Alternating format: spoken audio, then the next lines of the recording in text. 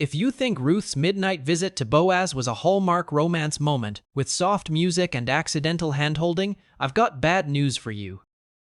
This wasn't a cute love story. It was a high-risk, culturally explosive legal maneuver that could have destroyed her reputation in one night. Picture this. It's midnight. Everyone's asleep. The harvest is in. The boss is lying on the threshing floor next to a pile of grain, the equivalent of sleeping on top of your paycheck. And a foreign widow sneaks in, lifts his blanket, and lies down at his feet. That's not flirting. That's either genius or social suicide. Boaz wakes up in the dark and there's a woman at his feet. Not in the marketplace, not in broad daylight. At night. On a threshing floor. If this goes wrong, she's not getting a wedding. She's getting labeled. Forever. And here's the part we sanitize. This was dangerous. For her. For him. For Naomi. One wrong move, and the entire thing explodes into scandal. So how did we get here? Let's rewind. Ruth is a Moabite. That's not a cute ethnic detail. That's a problem. Moab and Israel had history. Ugly history. The kind of history where your last name closes doors before you even knock. She's also a widow. Twice cursed in the ancient world, foreign and husbandless. No inheritance. No safety net. No LinkedIn profile to update, and Naomi, her mother-in-law, is bitter. She literally renames herself Mara, which means bitter. That's not subtle. So when Naomi tells Ruth, wash, put on perfume, go to the threshing floor, wait until he's asleep, uncover his feet and lie down, this is not dating advice. This is strategy. You've been told this is romantic, candlelight, butterflies, destiny. The text says something else. This is about redemption law. In ancient Israel, there was something called the kinsman-redeemer. If a man died without a son, a close relative could marry the widow to preserve the family line and keep the land within the clan. It wasn't optional sentimentality. It was covenant economics. Land meant survival. Family name meant future. Without redemption, Naomi's family line disappears. So when Ruth lies at Boaz's feet, she's not saying, I like you. She's saying, you have a legal obligation. Will you fulfill it? And that phrase, spread your garment over me, that's not poetic pillow talk. That's covenant language. It's the language of protection. Authority. Marriage. It's a proposal. From her. Yes. The foreign widow proposes to the wealthy landowner. Bold doesn't even begin to cover it. Now let's deal with the awkward detail everyone tiptoes around. She uncovered his feet. Some people get weirdly speculative here. Others pretend it's nothing. Calm down. In Hebrew narrative, feet can be literal. It can also be a polite way of saying lower body.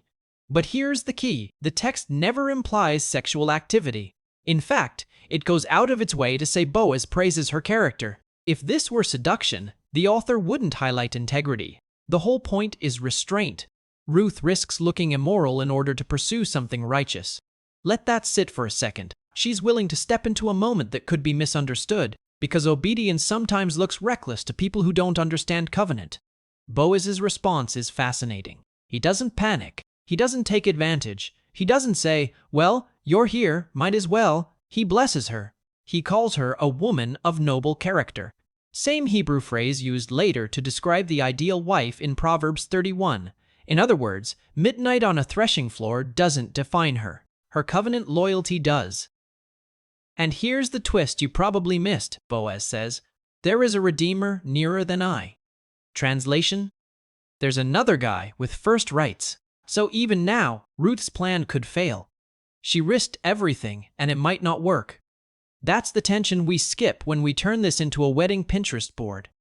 This story sits on a knife's edge. And notice something else. Naomi's earlier bitterness? Gone. She's strategic now. Hope is creeping back in. The entire book is about Hesed steadfast covenant loyalty. Ruth shows it to Naomi. Boaz shows it to Ruth. And behind it all, God is weaving. But here's where I get blunt. Modern Christians love this story because it feels safe. It's the sweet love story tucked between Judges and Samuel. Except it's not safe. It's about a foreigner entering the covenant line of Israel. It's about a woman taking initiative in a patriarchal culture. It's about legal redemption that looks scandalous before it looks holy. You've been told the Bible is tidy. It's not. It's raw, real, risky. And here's the deeper layer. Boaz isn't just a nice guy with a field, he's a type, a shadow, a redeemer who has the power to restore a family line, a redeemer who chooses to cover someone with his garment, a redeemer who brings a foreigner into covenant blessing. And suddenly the midnight threshing floor isn't just a risky proposal, it's a preview. Because centuries later, another redeemer will step into the dark, not onto a threshing floor, but onto a cross, and he'll cover people who don't belong. People from the wrong nation, the wrong past, the wrong story. Ruth is a Moabite. She has no natural claim on Israel's promises, yet she ends up in the genealogy of David. And from David comes Jesus. Let that wreck your neat little categories. The woman who risked scandal at midnight becomes part of the bloodline of the Messiah. This isn't romance fantasy. This is redemption theology. And here's the worship moment. God didn't need Ruth to be safe. He needed her to be faithful. He didn't need Boaz to be impulsive. He needed him to be righteous. And through ordinary obedience, grain fields, dusty feet, awkward conversations in the dark, he built the line that would carry salvation into the world. There's no lightning, no angel choir, just loyalty, courage, integrity. We chase dramatic spiritual experiences. God builds eternity through quiet faithfulness. Ruth risks her reputation to secure a future for Naomi. Boaz risks his wealth to secure a future for Ruth. And God secures a future for humanity through both. That's not cute. That's colossal. And here's the part that should humble us. We love to judge moments out of context. We see a woman at a man's feet at midnight and assume scandal. God sees covenant courage. We see a foreigner and think outsider. God sees a grandmother of kings. We see a risky move. God sees a redemptive thread. The book of Ruth never once mentions God speaking. No burning bush, no audible voice. Yet his fingerprints are everywhere. In timing, in law, in loyalty, in midnight decisions that change history. So what's the lesson? Sometimes obedience looks risky before it looks righteous. Sometimes redemption starts in the dark. And sometimes the most misunderstood moment in your story becomes the hinge God uses to change everything. Ruth's midnight visit wasn't a flirtatious accident. It was a bold covenant appeal that paved the way for a redeemer greater than Boaz. And here's your tweetable truth. God writes redemption through risky obedience and quiet integrity. So before you sanitize the Bible into bedtime stories, read it again. Ask better questions. Let it challenge your assumptions. Because if God can turn a midnight threshing floor into the birthplace of a king's lineage, imagine what he can do with your awkward, risky, misunderstood obedience. Stay curious. Stay grounded in the text. And stop settling for fluffy when the real story is this good.